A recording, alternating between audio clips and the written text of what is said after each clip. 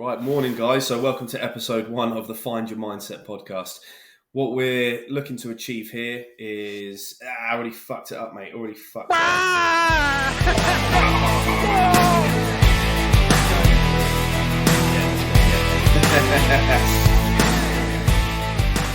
Hello and welcome to the Find Your Mindset podcast. This is episode 1. We thought we'd start off with the title of Who Do We Think We Are? So, we're just going to give a little bit of an introduction to ourselves. And what we're about. So myself and James, we've known each other a long time, since we were about 13, 14. Yeah, something like that. Yeah. That sounds right. That sounds about right. First met at school, been a long time, or lifelong friends since then. We work together now with a company called Find Your Mindset. Let's have a little bit of an introduction to yourself, James. So who are you? A bit aggressive for a Monday morning. Who do you think you are? Who do you think you are? Who am I? Tuesday as well. Might go on a Tuesday as well. Yeah, so my background is mainly construction with a 6-year stint in the armed forces. I talk about that as being my university years, really. I just didn't have any debt or no significant debt. So I'm a plumbing and heating engineer by trade. Mostly fitted bathrooms. And then around the 2007 crash, I decided the industry wasn't for me. So I thought, how can I make things really difficult for myself? So without any major athletic background or sporting background, I decided to attempt to earn a Green Beret, which you were very helpful with actually, training with me for that. I know there were times you were actually considering coming in with me, weren't you? Actually, that was on the cards. I made different life choices. No, you were like, I'm going to be in a band and play music. You can go and breathe out your backside. So I did that, and a lot of it was luck. I'm sure it will come out in future podcasts about that sort of journey and what it took, etc. After I completed commando training and had my green lid, I went to Afghanistan. I left the forces though purely because, as you know, Holly, my wife, got pregnant with our first child, and it was time to leave. So, as part of my resettlement, you've got to ask a question. You ask a question. I was going to ask. Well, not ask a question. I was going to say you're from. Well, I suppose it's a question. You're from an armed forces background family as well, aren't you? So yeah, that's true. That's true. And you didn't. I seem to remember you didn't want to raise your child in an armed forces family. Yeah, that's fair enough to say. Actually, that is fair enough to say. I was the first of my generation of kids. I have cousins. Well, the first. Oh, there were 2 of us actually that did serve in the end. So I was brought up in and around that background. It wasn't a bad life. I'm not going to sit here and be a victim of it. Like anything, there are pros and cons to it. It wasn't what I wanted for my children. So I think that's fair enough. Where you said that's not what I wanted for my family. That's fair enough to say. And that was a big. I don't know if you remember at the time, actually, mate. That was a big draw for me leaving because I'd terrified myself into staying in. Did we ever discuss that? Yeah. I remember. I was gonna. You have to put a year's notice in, and I was gonna go back, and I was gonna tell them I'm staying in. And the weekend I was coming back to tell Holly that I'm gonna stay in. I can't leave. I'm afraid to leave. She blindsided me with I'm pregnant, so she won on the the important news front. But something just switched in my brain. I just went into it's bigger than me now. I'm responsible for another life. I need to think about the best ways I could do it. So there was no ums and ahhings now. It was I'm leaving. So as part of my resettlement, I was originally going to go work on oil and gas onshore in the Middle East. And that just didn't transpire purely again because if I'm coming home to raise a family, I can't be off contracting. It's not going to end well. So yeah, it defeats the object to come out of the military to be close to your family or unborn child and then bugger off for 6 months of a year. And that's it. And I looked at it and I remember being in Afghanistan and 2 of the lads I were with two of their children. They both were around. I think it was weeks apart. Their babies were born. They were born when they were in theatre. So when I say theatre, I don't mean the theatre of a hospital. That's what we call being on operations. A minute you're in theatre. The Americans have got a cooler way of calling it. They call it downrange. We're going downrange. We call it theatre because we're British and we're dramatic. But their babies were born in theatre, and I was thinking, you two, let's not use hyperbole here. You guys could die. You could die, and you never see those kids. So, yeah, you're right. I needed, and it wasn't a safe job what I was going to go do either. It wasn't all roses. It was dangerous what I was doing. So I did my health and safety qualification to support that, and I transferred them back into the UK construction industry. And then, as you know, the last 10 years have been finding my feet back in civilian life, which has had its challenges, and also utilising those qualifications in roles that I didn't expect to. And again, that leads into what Find Your Mindset is. You don't usually, you sometimes you get dealt a hand. Sometimes you can give some of those cards back and get new ones.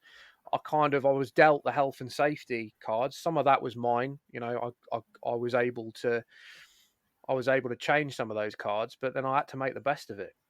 And that's where we are today, really. I kind of did the consultancy, I did the site management, I did the in-house advisor for companies, and then I enjoyed the training the most because I'm a bit old school. I'm not authoritarian. I don't like doing the right, you have to do this because the law says so. It just doesn't work for me. I'd rather go, look, here's the information. This is what could happen. You're a grown-up. You decide what you want to do with that information. And that's a little bit about me. Yeah, so well, I'll waffle on about myself now, but yeah, cheers for that. Yeah. So I want to ask you the question: who do you think you are? Who do I think I am? I'm a piece of lovely person. Yeah, no. So yeah, we've known each other since school. We've worked on construction sites together back in the day as well. As you said there, I chose to be in bands and went with the pipe dream of being a rock star, which didn't quite pan out. Saying that, depends on how you define success, doesn't it? Because I was lucky enough to go around most of Germany, fair bit of France, done all the UK scenes with various bands in the years. If you Googled my name, you'll get a picture of someone else come up, which is quite rare because I have a bizarre name anyway, or a rare surname. But certainly no fame there. In fairness, you swung for the fences. You went for it. It's not, you didn't go half-assed. You really tried. Yeah, if you want something, you got to go for it, haven't you? And it's a bit like mirrors you with your going for your green lid in that regard. Different scenarios, but the outcome still wanted to be go for it. And that was, out playing sort of 3-4 nights a week, going up and down the country. Got really fat because I was living off KFC and Guinness. And I'll never forget because I remember being in really good shape with you training when you were signed up, and then you went on tour. And I went to Thailand for 3 months to party because I'd sort of the band thing was a bit lower anyway. Mm-hmm. And you came back looking lean, and I was just round.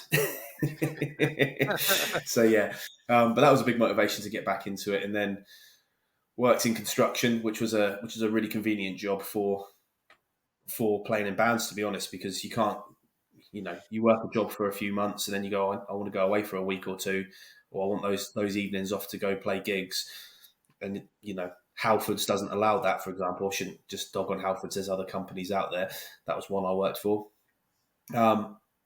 Construction allowed me to be casual, and I owe a lot to that. And again, worked for a friend's family business and got a lot of great experience and ran with it. And again, as you put there, you take the opportunities you're given, see the opportunity, go for it.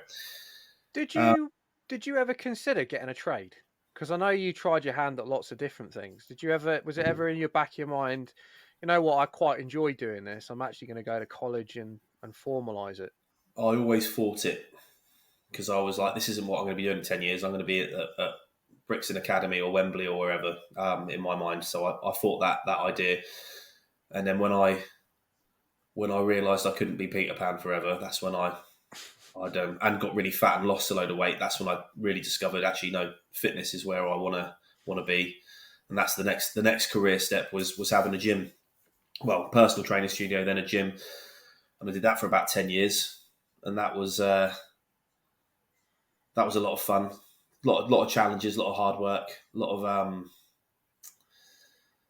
of education in that, a lot of hard education, hard lessons learned there. And as you called the Marines your university, I call that business my university. To say I've still got probably more debt from university than almost your average student from that. But no, I learned a lot about business, and then it comes to the opportunities of when that did shut. I am a people person without sounding like I'm Billy Big Spuds. So are you. We get along. You sort of joked about being a health and safety trainer around the time that I was like, I need to shut this business down because it's not working out. Young family again, working odd hours, not making the money it needed to make, other challenges of economic climate. And you gave me a chuck there and brought me into the company we were working with from then, or you were working for then. It's because I don't want to suffer on my own in the hell of health and safety. That's why. That's why I brought our other friend into it as well. I was like, oh, maybe you should try this. Maybe you should try. It's not me being nice, by the way. I want you to suffer the way I have suffered. Well, I always joke when I do my intro on courses that, I had a gym, I know how to train people, I know construction industry, and my mate said to me, you've been liked by everyone. Now come and be hated by everyone. I think I did actually say that, didn't I? Well, that's the way I saw it. I looked at it. You can coach people in this area. It was, can you utilize those skills in a classroom in a completely different environment? I mean, some of it is the same. The coaching element, the talking to people, I think is the same. I think as a testament to you, I'm not going to turn this into let's all blooming pat Tim on the back. You are not academic. I think that's fair enough to say. No. I'm not going to sit here and go, oh yeah, Tim's a dumbass, but you're not academic. And I think it's also fair enough to say you struggle with reading and writing. Is that fair enough to say? Yeah, at times. And then you went and sat that NEBOSH construction, management in construction certificate after not being anywhere near a classroom, really, other than your stints doing the CrossFit accreditations and stuff like that. But that's seminar based. It's not classroom based. Yeah, exactly. Yeah, of course. And you did it, and you passed it first time. So I think that's testament to you. Can you utilize skills in a different business with a completely different culture and transfer them into others? And I think you've proved that. I think you have. So I'm just telling Bev not to start making loads of noise in the kitchen while we're doing this. Leave it in. We won't edit it out. It'll be funny. Yeah, and it's applying those different skill sets and transferring them. And you helped me with that in terms of guiding how to change a more academic way of doing it. I think that's fair. I didn't.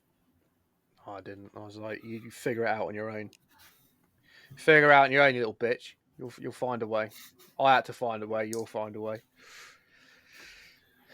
Right, let's move on from this. Otherwise, we'll just talk about ourselves. So, what are your goals with this podcast? What are your goals? We're doing editing around this now, I imagine, aren't we?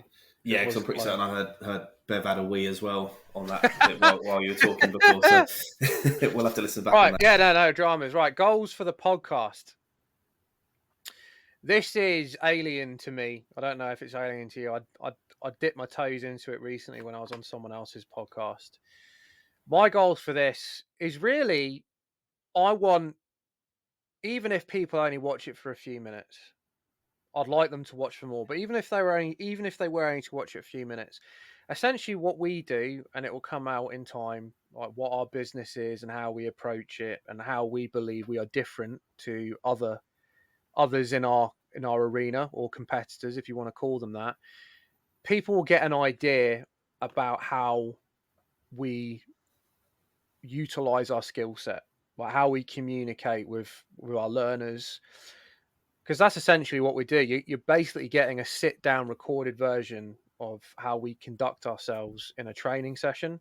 Be different, obviously. We're trying to We're not trying to. We are working to learning objectives, and we are tying them into lesson plans and communicating that across in ways that our learners can take things away and pass assessments at the end of courses, etc. But I think it's fair enough to say that what you've seen so far in the 15 minutes, we're not different. This is how we. It's just a more formal setting of how we conduct ourselves in a session. So that'd be one goal for me of this podcast, is to give people an idea of what you're going to get if you decide to work with us. The second thing is, I think it's good for us to do on a regular basis to soundboard things that we may not have discussed in the first place, and it could also be utilized in some of our course materials. Obviously, we'll get into it, but we're a bespoke training provider. We believe in bespoke solutions. And we're also very much of the, we don't believe in the, if it's not broken, don't fix it. We're constantly, even if something goes really well, we're like, okay, that went really well. What could we do better? Yeah, how can we analyze that? Why did it go well? Mm-hmm. Can we mimic it? Can we replicate it? If it didn't go well, how do we not let that happen again? For sure. Yeah. What about yourself? Yeah, what my goals are as well is everything you've just said there. I think for soundboarding for us, it's good for us to have conversations as well and soundboard, and I think people might benefit from that. Also, as well, to provide tools for people to find their mindset. That's what we're about. It's the proactive approach to mental health that we're about, more so in an occupational setting. But we've discussed this. Why does it just have to be work? Why can't we help people take full ownership of themselves and move forward and assist with taking that accountability and ownership? So again, that's why we're going to add in a section each week. We do this with tools on how to be proactive. Okay, yeah, that probably leads us on to our next bit then, which is, well, before we get there, we're going outside the script now, people. You've got more to say. That's not allowed. I'm going to put Tim on the spot. Find Your Mindset was conceived before you were a part of it. So I've come in and made it worse. I know what it means to me because we have another business partner. He's not there. He's not here at the moment. So he's too shy. He's too shy for this. He's too shy. I don't know if he ever would be, but a big part of, I know why or what Find Your Mindset means to me, because I was a big part in the it's not just the naming of the organization, it is the mentality of it. What does it mean to you? What does Find Your Mindset mean to you as someone that came in after the birth, if you want to call it that? To me, it's providing solutions or trade-offs to make situations better. Often for us, that's from the training environment or the training room, providing options to clients. I hate saying clients, but to clients to develop training packages that actually are more realistic, more achievable, that work. That's my dog barking. She wants to go out for a wee. But also for us to help people. Mm-hmm. There's plenty of staff or employees or workers, specifically the construction industry, which is what we know, that they get beaten with the health and safety stick, and they don't actually have any real knowledge or taught knowledge around health and safety. So it's actually it's like the old, if I go back to my Sunday school days, it's let's not give someone a fish, let's teach them how to fish. And also how to fix your lines, because your net's going to break as well, or your rod's going to snap. How do you make a new rod or fix your nets? That's what it means to me. Yeah, that's interesting. I like that. That's interesting. What does it mean to you then? Taking ownership. Essentially, Find Your Mindset is about taking ownership for me. As you said, kind of tagging on the back of what you said, if we talk about it from a health and safety and well-being aspect for a second, historically, this industry is known from a negative stereotype for bashing people over the head with being authoritarian and telling people off.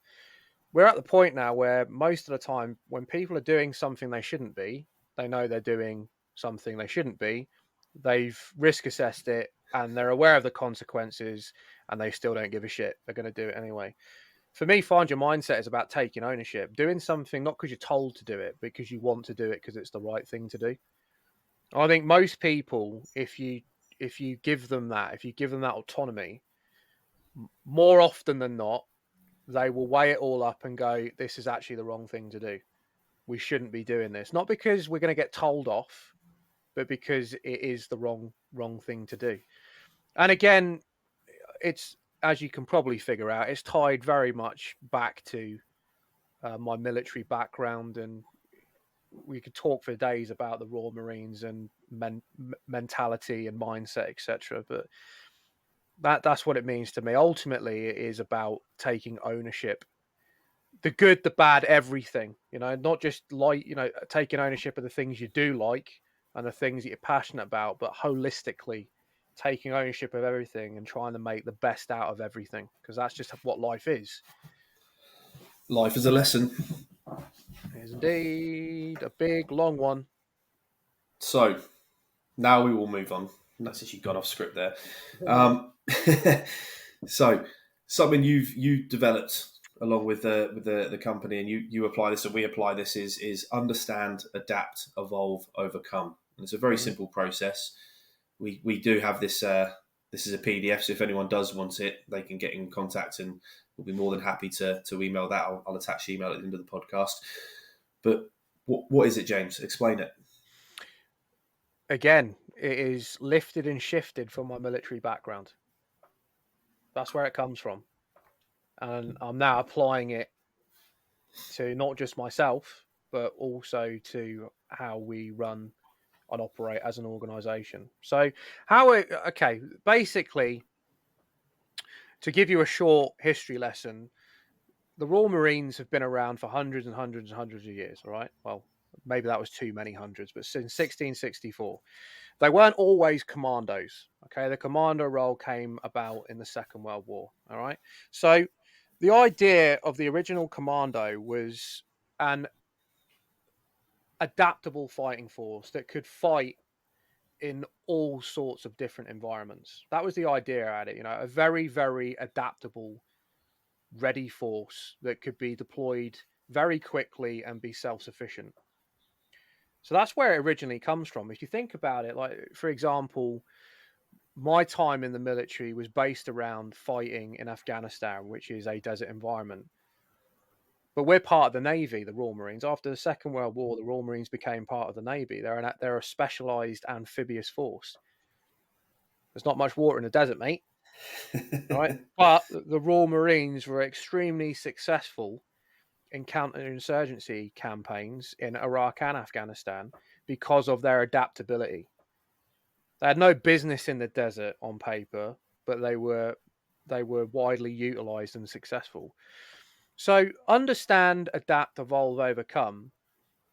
For me, it's not even a daily, it is an ethos for life.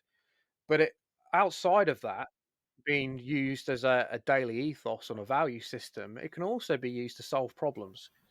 Any problem you can think of, right? Whether it be trying to build a bespoke training program, which is predominantly what we do, or it could be like looking at your own financial issues and going, okay, how can I apply this to that? Especially when you're overwhelmed with emotion, right? The understand part comes from, I need to use the logical thinking part of my brain.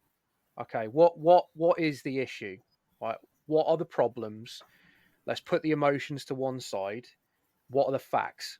Right? Once I know the facts, I can look at that and go, what am I shit at? What am I not very good at, and I need to adapt? Right? If it's a financial thing, again, it's like, okay, I'm rubbish at saving. How do I get good at that? Right? Where am I going to get weak and spend money? How can I stop myself from doing it? What part of me do I need to adapt? Once I know what I need to adapt, I then need to evolve. What am I going to have to do? What courses am I going to have to go on? What am I going to have to do day to day to actually make a change? You talk a lot about building in habits and the repetition of it. Like, what am I going to have to do to evolve? And then the overcome part is where I look at things and I think, okay, where are the challenges going to come around again? Let's get ready for it. What am I going to have to overcome? All right. Where am I going to get knocked on my ass? Where am I going to have to get back up? So that's used it in a problem solving role. But to me, it's important that you do it every day. Before you do anything, understand that there are good things in your life, no matter how dark it may be, because at least you'll approach the day with some sort of perspective. The adapt part goes, right, okay, let's look at my list of things to do today. Okay, I want to do it that way. Guess what? Life doesn't give a shit. It's going to make you do things in the order that it wants you to do it. Be ready to adapt, embrace and change. Be ready for it. Evolve. Physically and mentally do something taxing every day. Whatever that may be that's scaled to you. For me and you, we just took up BJJ. That is physically demanding and it's mentally taxing as well. So it's emotional. It is. And then overcome. If I've got problems in my life, I need to triage them. That needs to get done today. That can wait. I can't control that. Why am I wasting energy? I need to start to make peace with it and get rid of it. So that's what understand, adapt, evolve, overcome means to me. Yeah, and I think that's a pretty good explanation. We apply this and often verbally over WhatsApp of a morning as a business. We cover the understand usually in terms of what are we grateful for. Gratitude is a lost or becoming a bit of a lost art. And actually, when you take stock and you look for gratitude or what you're thankful for or what's going well, actually, it doesn't seem as foggy anymore. You go, okay, that's going well. Then we move on. We get to the next stage. But yeah, brilliant. Well, that's nearly half an hour, 26, 27 minutes nearly. I think we'll wrap that up there. The plan is to do this weekly, so we shall release them when we've recorded them. Have you got anything else you want to add, James? No, not at all. This is just an introduction, and we will get better at this as we go along. Yeah, we understand we're not very good at this at the minute, so we're going to adapt. Understand, you suck at podcast. Right? What do I need to adapt? Repetition. We need to do more. Yeah. Evolve. We need to do some research to figure out how to be better at them, and then overcome. My internet connection goes down. Yeah. The dog needs to go out for a wee. Let her out first. Brilliant. Excellent. Well, thank you very much, and we shall see you soon. See you next time. Stay classy, San Diego.